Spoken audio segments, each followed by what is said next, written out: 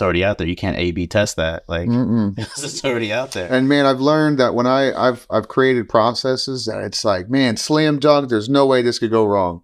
And then there's little byproducts of that down the road that you didn't think of. Little things that'll come like, ooh, I didn't see that happening. Like kind of like you don't know what you don't know, right? When you make that decision. Yeah, that would be valuable.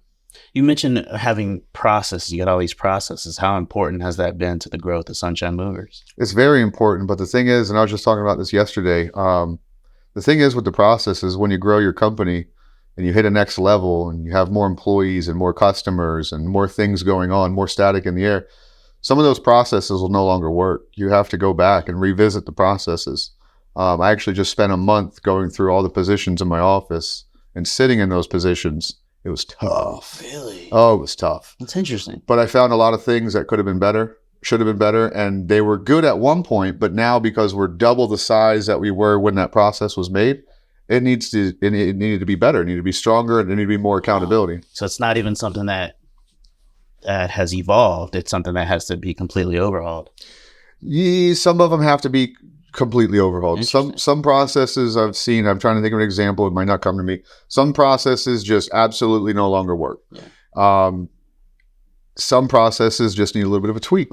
Yeah. Because when the volume turns up, you might have, here's an example. You might have a process that you do it every day, but maybe there's one day out of the 30 days in the month that process didn't work and we had to use our human judgment to take care of a situation.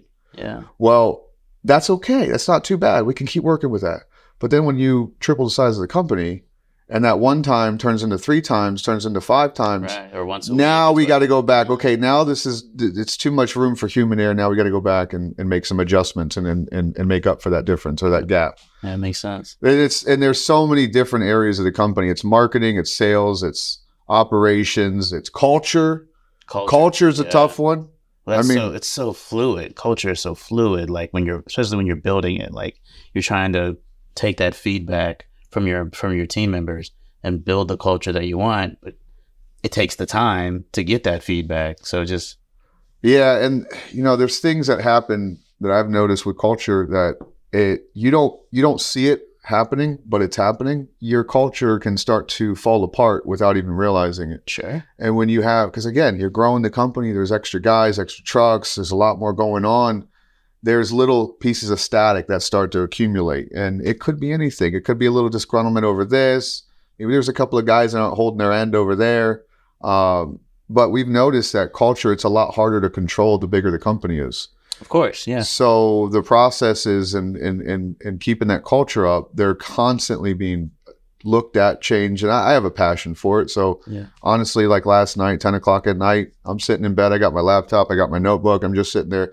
And there's no like real end to what I'm doing. I'm just throwing stuff together. I have an idea for culture. I'll write that down over here. Right. Had a couple ideas for my operations meeting that we're going to be having tomorrow. Write that down over there. It all just comes to me. And I just, when I see what's going on down there, from what I can see, I see those little tears in the processes or the culture of things. I just can't help it. I'll brainstorm it, not even on purpose. Yeah. And I'll find ways. Because you see the little tear becoming something huge if you don't address it. Yep. And it's all on you. You're the leader, right? So talk to me about what is the culture here at Sunshine Movers? So when we make processes here, like processes, procedures, how we handle everything, how we handle billing the customer, how we handle conflict of the bill with the customer, the morning routine. When we're putting that process together, we're not just looking at money. And I think a lot of companies, they might not just look at money, but they might look at the money. They might look at this. Mm-hmm. I take everybody into account. I take my crew. I take people in my office. I take the customer. I take the money. Take it all into account. It has to make sense for everybody. Yeah. How I set up a move, how I set up a process, how I set up a procedure. I'm taking account of everybody and making sure that everybody wins. And the guys appreciate that. The office appreciates that. And a small example of that would be other moving companies. The way that they do things, it's really not good for the movers. The way that they set up their schedule, these guys don't even know if they're going to work the next day until 5 o'clock at night. They get their schedule published. That's crazy. Yeah. So you don't know if you're I found a way to set up my schedule to where the guys can see their entire week schedule. And there's a lot of other strings attached to that. that come with the moving industry. Right. But they can see their entire schedule. They already know what they got coming up. They have the ability to request days off, things like this. And again, when I put together how we set our schedule up, I didn't do it like other moving companies. I didn't do it just as the best of what is good for me and the company. Right. It's what's good for the guys too. I think about every single person in the company when I'm setting up processes, because if you don't, you're going to miss out, and then you're going to make somebody upset. They're going to quit. Yeah. Disgruntlement, cancer turns into just culture falling apart. That's right. So you got to take everybody into account. So when I say culture, I make sure everybody in my company is winning. I make sure that my guys are paid, they're paid well, and everybody's happy. I love that. Yeah, when we talk to business owners about culture, it's always about serving the people who you're working alongside. And too often, business leaders think that it's my way, it's my agenda, it's my strategy. I'm giving the orders. This is what I want you to follow, and that's not leader. No, it's not. Leadership. Leadership is about serving. Yeah, and they can keep on doing that too, because the more people that are acting like that and doing that, the more that I'm going to have people coming and knocking on our door saying, "Hey, we want to come work with you. You guys are fantastic." Yeah, for sure. So, hey, for the ones that are taking care of their employees, I think that we've started a few different trends. We do breakfast for our guys in the morning, and I've seen quite a few companies, a handful of companies in Florida and in other states that I've seen it. And they started doing the same thing. They've got the same flat top. They're cooking the same breakfast. I think that's amazing. It's a trend, and that's not a bad trend. People are taking care of people because of what we're doing. Yeah. And for the ones who just refuse to do anything and do anything for their company and then their employees, that's all right, because we're over here. No, come on over. Imagine that. Imagine working for a company where they don't take care of you. They don't do things like that, and then seeing Sunshine Movers taking care of their employees. Of course, you'd want to come. You'd want to jump ship. Of course. Yeah. Yeah. And it's working. We have hiring ads that float around, and we also have stuff that's floating around, like videos of what we've done. A lot of people talk about the crane. We did a move with a crane. We put a piano in a penthouse with a crane. Really? But what's funny is that, with the hiring ads and the different stuff that's floating around, the best hires that I've picked up on this and now told my office, the best hires, the best employees that we found are people that don't even see the hiring ad. They just flat out call us because they saw us online. They saw the video of something really cool we were doing. It was really professional. They saw the nice trucks. They looked us up online and had great reviews. They said, "I want to work for that company," and they call us. They want to be a part of it. Yes. Nice. And what's interesting is I had to catch this, is that I was noticing that there was every once in a while there were people that were calling, because I'd be in the office. I like to eavesdrop. They try to yeah, I'll sneak around the corners and listen to conversations. But I listened to a conversation. It was people calling in for a job, and then they were taking their information down, and then they were told, "Hey, go online, fill out the form on our website for an application." I like as little roadblocks as possible. It's like a sales process. If a customer called your office and said, "Hey, I want to work with you," are you going to tell them, "Hey, okay, great, go fill out the form on our website"? No, that's a hot lead. Yeah, you're not going to do that. And so I picked up on the fact that some of the best guys that we were finding were not even on Craigslist or Indeed and looking for a job or finding our ad there. Right. They just looked us up, said, "I really want to work for that company." And then they ended up calling the office. So now I had to make sure that the office knows, "Hey, listen, just so we know, the majority of our quality help is just calling the office." Yeah. So when they call that office, make sure that that's a priority that lands. Yes, have them go and fill out the form, but make sure we get that, write their name down, and make sure that's a priority that operations reaches out to them. Because that could be one of those few unicorns that walks in a year. Right. Really solid employee. That unicorn. Yeah, absolutely. Yep. Talk to me about how long you been in business? Be 10 years at the end of this year. Congratulations. Thank you. Talk to me about, so we're 2024. So 2014 you started. Yep. Talk to me about 2014. Like, why did you start this company? All right. I'm just so thankful that I did not start a drywall company. I was in the process of starting a drywall company. It was just an idea I had. I worked for a buddy of mine. His name is Matt. I was working with Matt. He does all types of stuff. Remodels houses, flips houses, the craziest stuff. I can tell you stories. But I was working with him for a few months because whenever he had drywall jobs, that's what I've done since I was like 16 years old. My first job I have, really. So I was working with Matt, helping him with some drywall jobs. And throughout that time, I was realizing, because I had brought a couple of drywall jobs to the table, and when it was all said and done, we split it 60-40. I forgot who got 60, who got 40, but it was more money than I'm used to making. Yeah. So I was like, hey, light bulb goes off. If I could figure out how to get more drywall jobs to the table, I could make more than an hourly rate. Yeah. So I started bringing drywall jobs to the table, and that was where the light bulb was really going off. Like, hey, Blake, you need to start your own company. So I was in a period of maybe couple of months, it wasn't long, that I was brainstorming, all right, what does marketing look like? What is, and For this is, drywall company. yeah, and this is like low level. Like I'm looking at Craigslist. I'm thinking of like 2014, ridiculous company names. Like that's what I see so many company owners that that's the first choice. It wasn't going to be Sunshine Drywall? No. I got you. I don't even know what it was going to be. They're just like wild off the wall names, cool names, because that's what people do when they start a company. I want to call it something cool. Oh, yeah. It's not how you do it. Anyways, let's come up with these names, and I'm just in the process of just figuring it out. But I was moving forward, with it. Yeah. Well, then one day I was with Matt. We were in a house doing drywall, paint, whatever, flipping the house, and he got a phone call. I never forget. He gets his phone call. He's like, "Oh, okay, yeah, we're gonna help you out." I was like, "Who are you talking to? Who are we going to help?" He's like, "Yeah, my buddy Mark. My buddy Mark owns a old, moving truck, kind of a moving company. Yeah, it's a one truck company. So okay, not really even licensed or insured, but just, it had a phone number on the side of his truck. It was a moving truck. Anyway, it was to go help Mark. Me and him, we put our tools up. We go help Mark. At the end of the day, Mark's like, "Hey, the guys that I was supposed to have help me today. The reason I needed you guys, the guys that were supposed to help me today." They're supposed to be here on this day and that day, and I'm not going to count on them. I was like, I'll help you, Mark. So I went out and I helped Mark. We did some more moves. I think I worked with Mark, give or take 3 to 5 weeks. Okay. And in that time frame, I bought my first truck. I said, I like doing this. That quick. I was watching Mark take calls and saying, I'm booked. I said, Mark, idea. I'm going to buy a truck. You got a truck. I'm going to get a truck. And if I got a job, you can come work with me. If you got a job, I'll go work with you. And if we both got jobs, we'll go find some help. Right. And that's how it started for the first couple of months. One thing about me is I have a lot of pride in everything around me. You look at my trucks, keeping them clean. I have so much pride. I have pride in the culture of my company. I have pride in what customers think about me. I have pride in all of it. This is like my I'm like a knight in shining armor. Somebody said it to me. Okay. This is my shining armor. Yeah. This company is my shining armor. Well, I now know that. I now realize it's a passion for what I do and what I have.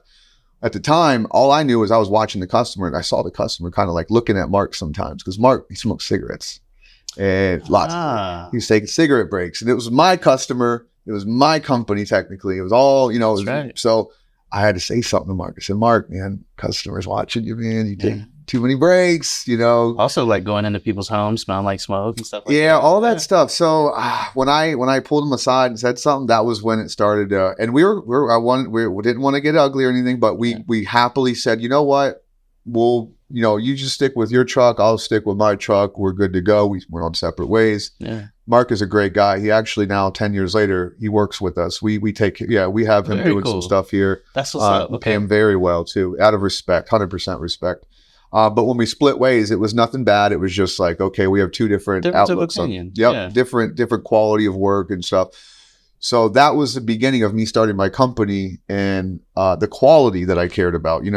I never forget. I used to watch these customers, and if I saw them make a face at something I was doing, I recognized like, hey, they're worried about something. What are they worried about? Let me go make sure I take care of that. Change that. Put all that stuff at ease. I put my customers' minds at ease. And that was wasn't supposed to be this. That's such a little detail, that like watching the customer's face and seeing that something's making them nervous or worried about something. So trying to change that. And then of course you're learning as you go, so that next time the next customer doesn't have that worry. There's furniture lined up on the walls, China hutch, dresser, couch, interesting pieces of furniture. We actually come in here and we train. Okay. And when we're doing our training, one is to make sure we know how to protect the furniture. Everything is consistent. But another thing is that I have certain little things that I help the guys with, and one of them is actually keeping, being aware that the customer may be concerned about something. If the customer comes in and asks questions about how you're doing something, it might not be just because she wants to make sure you're a professional and know what you're doing. No. She might be concerned about that item. There's a reason. Yeah. Take a second, stop, and explain to her why you're doing what you're doing. If you're disassembling, taking legs off of it, explain, well, these legs are tall and skinny, and the easiest thing can break them. You may make them walk away with appreciation when they walked up originally with concern. I educate my guys on these little things because it's how we make sure move goes. Here's the truth. Move could go great. Move can be fantastic, nothing broken. Customer would walk away with confused and maybe thinking something bad, something wrong. And you don't know. But if you carry yourself the right way, you can pick up on these little things, and you know what to address with the clients, how to present yourself, how to say what you're doing, that move can go the exact same way, and the customer's going to be even happier at the end. You just got to educate them throughout the process and be aware and be conscious of things that they'd be concerned about. And not only do they tell their friends, but they remember your company. I had a company move my stuff. It's probably 7, 8 years ago, and I couldn't tell you who they were. I have no recollection of the name of the company or anything like that. I mean, they didn't do anything wrong, but they ain't leaving a lasting impression. Memorable experience. Right. A memorable experience. We have something for that too. You talk about process and procedures for everybody to win. My guys will get a bonus every time their name is mentioned in a Google review, in a 5-star Google review. Oh, that's smart. Their name. It has to be their name, because I want them to leave a memorable experience. Yeah. Part of our process when the guys get to the job site or to the house is for everybody to introduce themselves to the customer. We're strangers going into their house. We want to introduce themselves, and we want the customer to know us by name. Some guys are shy. Some, if you have a 4-man crew, you got your crew leader, he's up there talking a lot and saying, okay, in what room this, what room in that. Some of the guys might just follow along and watching, seeing what they're doing for the day and not say nothing. I want them to come out and say, hi, I'm Joe. Hi, I'm Jason. Hi, I'm, give them your name up front, make them feel comfortable. Now, if you want that bonus for your name in the review, you have to, one, customer needs to know your name. That's right. And 2, you better do something that's memorable. That's right. Because what we do, and this is another thing, so we actually tell the customers. We tell when the customer says, hey, the guys did a great job, we actually tell the customer, that's fantastic. We appreciate that. If anybody left a memorable experience and you want to write a 5-star review, put their name in it, and they'll actually get a bonus. We let the customer know. We're literally soliciting to give the guys the customer money. Wants if they had a memorable experience, they're going to want to reward that person. You know what? Here's funny. This is what I thought. This is my thought process on this review thing, and it looks like it's true. But I thought, when a company says, "Hey, I'm glad everything went well. Support us. Write us a review." Yeah, that's cool. But when you tell the customer, "Hey, all those guys that you just spent 8 hours with yesterday, that you probably tipped them and you probably appreciate them, if you want to give those really nice guys a little something extra, write a review and put their names in it." The review rate skyrockets because their relationship is with the guys. Yeah. They might have a 30, 45 minutes total of talking to a move coordinator between, different times, but they have 8 hours with those guys that were in their house, and those guys were doing a good job because we have great guys. Yeah. They're more susceptible to leave a review because it benefits the guys over the company. Of course. I'm sure they care about the company. They're like, you guys did a great job. But it's the human element. Yes. 100%. So when we did that, skyrockets. Yeah. And of course, my guys, they love it. They get a bonus at the end of each month. Yeah. And each month they get the reviews that they put in there. And then we also do review point or bonus points. So again, success. Yeah. We want the trucks to come back clean, ready to go. We don't want any damages. Sure. So if everything is above ground, beautiful, they get a point for every hour that they work. So if they work 40 hours this week, that's 40 points. If they have 5 names in a review, that's an extra. What it is, I'll tell you, it's $10 per name in a review, 10 points. Right. So each hour, 1 point. Review with your name in it, 10 points. Okay. So we add all that up. So at the end of a week, you might have 40 hours, which is 40 points, $40, and then say 5 5-star reviews. That's another 50. $50. There's $90 for the week. Times that by 4, their bonus check at the end of each month. Now, at the same time, if there's any issues, customers upset about something, if there's damages, that all comes out of that. Because I know some companies get away with this stuff. You can't take people's hourly rate. You can't say, you're in trouble. Let me get that money out of your wages. You can't do it. It's illegal. Yeah. But if you give a bonus, you can take from it. And I hate taking it. I had to pull a guy one time and I said, man, listen, I'm so sorry I got to do this. Yeah. But we had to pay a couple of dollars out. And if I got to feel it, I'm taking half of it. You take half of it. But you know what? Still, why don't you speed when you drive your car? Most people you would think is because they want to be safe. Truthfully, it's because we don't want a ticket. Right. And if you know that there's a chance you're going to get a ticket, you're not going to speed because you don't want to spend $100 on the ticket. Yeah, that's it. Like that's why we keep the guys on their toes. If you want that extra nice bonus, you got to make sure that you do a good job. You tie some money to it, and if you do great, you get money. And if you don't, well, you just don't get it. Then you just don't get anything. Yeah. You good on the battery? Feeling great. Okay. All right. I probably only need 5-10 more minutes. Cool. Talk to me about along the way. You've been in business almost 10 years. lots of ups and downs, right? Every business owner goes through ups and downs. Can you point to something that, like a struggle that you had to figure out, you had to overcome in those early years? Hardest, yeah. The hardest thing we ever gone through is putting somebody in a position that's never been had. Okay. So, at one point in the office was me. That was the entire office. Sure. Sometimes even the mover. Mm. And then we found our first hire, which is Laura Barnes. That was the first one that came on and worked out.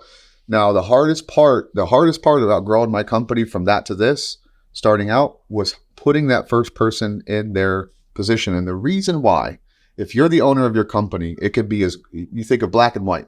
Processes and procedures, black and white. Right.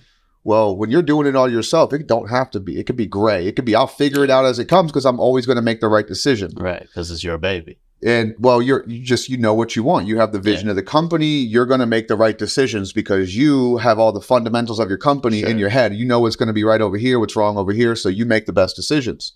The thing is that if you're doing it, you can make the decisions all day long and they're going to be the right one. When you put somebody else in that position that's been gray for the last 3 years, 4 years, wherever it's at, now all of a sudden it needs to be black and white, and you're just like trying to figure out why they're not figuring it out.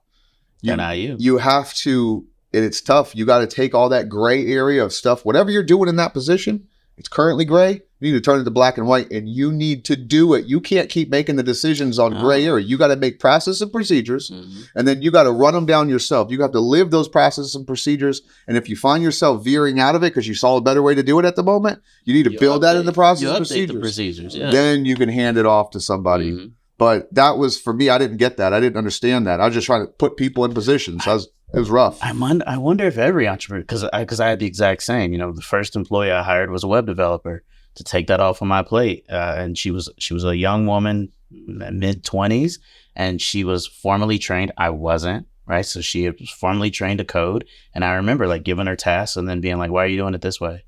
No, do it that way. No, do it my way," which wasn't her way or my way wasn't necessarily one better. But I just was like, no, this is my way. And I hovered, and shouts out to Julie. Because like, she was with me for, I don't know, a year or so like that. But it was like, when I look back on it, it was a real learning experience because I thought, wow, like if I'd have had procedures and processes in place for her to be fulfilled in her work, she probably would be, still with the company. So it was a real like learning experience. And it's tough for the employee too. Yeah, and I see this, I still see it. We're working on a warehouse guy. If you don't give them the steps, the keys, the fundamentals of what their job is, and you hire them and then you just kind of throw them that stuff, like you might not realize it, but in their head, they're going through a mental state of like, okay, am I worth it here? Like, what's going on? Do I have a purpose at this company? Like, what am I doing? They're not being fulfilled in their job. And that sucks because you hired them because they have skill. They have a talent, right? That is good for the business and it's good for them and they're good at it and they enjoy doing. And they're not being able to use their skill to their ability because of the leader, right? So. Yeah, there's backlash on all different ways. There's a wasted money because you're paying a rate, you're paying a wage to somebody that you're not getting the full juice out of it.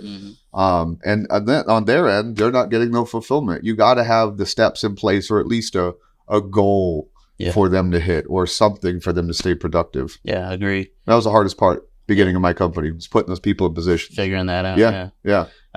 As 10 years in business, as you know, being in business, it can be burnout. There's burnout happens a lot of times, right? Like, so what do you do? Do you take time off? What do you do? Take vacation. I got 3 kids. We have me, Ashley, 3 kids.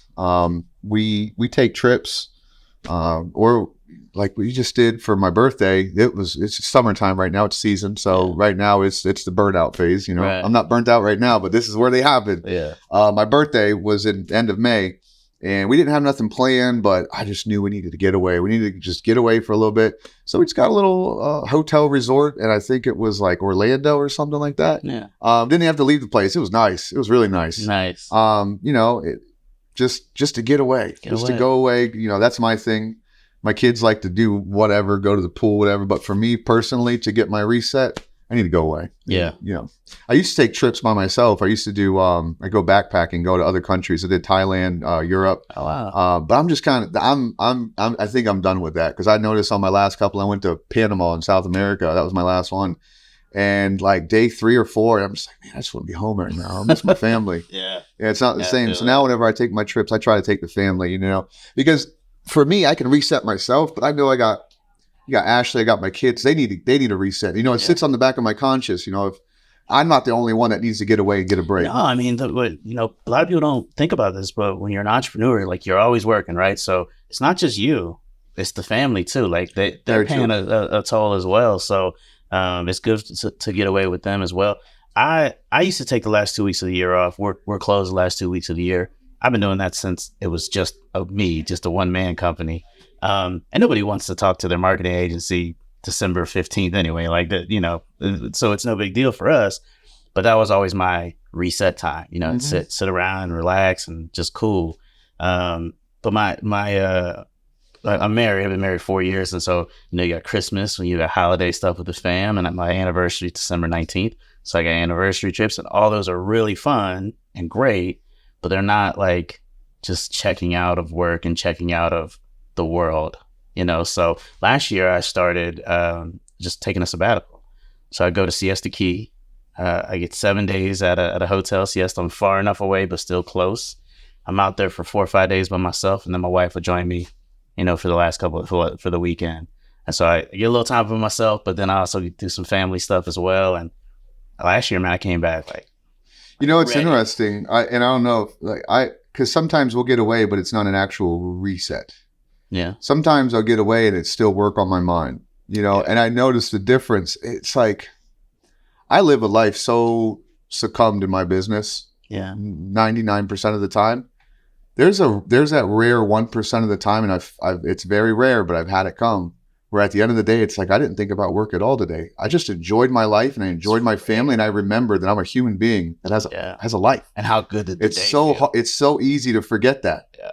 Go home and it's just still right there. Still there. Wake up, it's right there. Yeah. All day, still right there. Out at dinner with your wife, still right there. Yeah. But then there's those rare moments and it's gone and you forgot it was gone. And then you wake up out of it. It's like, man, it was a what really about good this? day. Yeah, it was a great day. Yeah, I had coffee this morning with this guy, Vlad. He's from Austria. And over in Europe, you know, we were talking about how in Europe, when they go on vacation, they go on holiday, like they're gone. Like they're checked out week, 2 weeks, whatever, don't bother me. And over here, you know, in the States, it's like, hey, I'm going on vacation, Mr. Client, but if you need me, my cell is this, and I'll check my email 3-4 times a week, you know, stuff like that. It's just different. It's different culture. There's a country, I'm trying to remember what country it is, Greenland, or I don't remember, it's somewhere. Because I ran into this couple. I'm actually friends with them on Facebook still. I ran into them in Thailand. Okay. And we spent like a couple of days together. I think we were at the same hostel or something. And what they do over there, wherever he's from, I can't remember what it was. It might come to me. They take a whole year. So they go to college. This is a normal thing for them. Okay. They go to college. They go work at whatever company. And at this company, at some point, and this is the way it is at other companies over there, they give them an entire year that they go and travel. And then at the end of that, then they go back to work and do their thing. A whole year? I'm friends with this guy on Facebook too. Yeah, it's still, this is like from crazy. 7 years ago when I went on this trip. Yeah. That's insane. A whole year. Whole year. And I was surprised too. And if I remember, I looked it up and verified this. It was like, holy crap, that's crazy. Well, I could I'm use looking a for. Yeah, I could use it. I can't imagine. I mean, that's actually a goal of mine. I forget what book I read. Clockwork, I think maybe. I forget what book it was, but it was talking about taking off a large period of time. And I had already always I want to take a year off. Yeah. At some point, I want to take a year off and just travel the world. It's going to have to be after my kids are out the door. Yeah. But that's one of my goals is to have this company operating to the point where I can literally be gone for a year and not have to worry. It runs itself. Yeah. It's a living, breathing organism. It runs itself. And right now it does, but it still needs touches and coaching and meetings and And stuff you're like still growing. that. You're still aggressively growing it. So you still got to be in there. We just won the Fast 50 from the business Tampa Bay Business Bureau. I was just recording yesterday with them. But yeah, we won top 50 fastest growing companies out of Tampa Bay. Yeah, that's really so we're growing. I'm not done. Okay. We're, What is the future? What's the next 5-10 years look like? Honestly, people ask me that, and I'd like to have an answer for you. I have goals, but I keep playing with the cards that are handed to me. When I have, for example, we just had a dispatch manager. He came as being an operations and dispatch manager. We brought him over. We already had an operations manager. Okay. We brought him over from another company. He brings in all kinds of DOT, Department of Transportation, DOT compliance, keeping guys running on the road. So we don't do a whole lot of long distance. Okay. But the fact that he's now falling into our lap, now we're looking at expanding and potentially getting a semi truck. Because he'd be able to keep it busy. So again, I wasn't thinking about a semi truck a month ago. I always thought, man, that'd be cool to have big old sunshine movers, tractor trailer sitting out here. Yeah. But now that I have him, it's becoming a reality. Like I said, cards in hand. He shows up. Hey, sure. Tractor trailer's now an option. We'll try that. Yeah. Whatever happens, I want to. We have a warehouse here, but I want my own warehouse, not share with anybody else. I want to be able to fill it up and make plenty of money with it. But they're just not available. And you never know if something falls along in the right direction on the right time. That's when we climb into it. Yeah, it's whatever happens. But yeah, we're not done. We're definitely growing this company. I love it, man. I love it. I really appreciate you joining us today. This has been one of my favorite interviews. Thank you. Yeah. Sure you tell it to everybody. I don't. Appreciate you, man. Yeah, man, for sure. Thanks for coming out. Cut. That was Love it. Good. Good.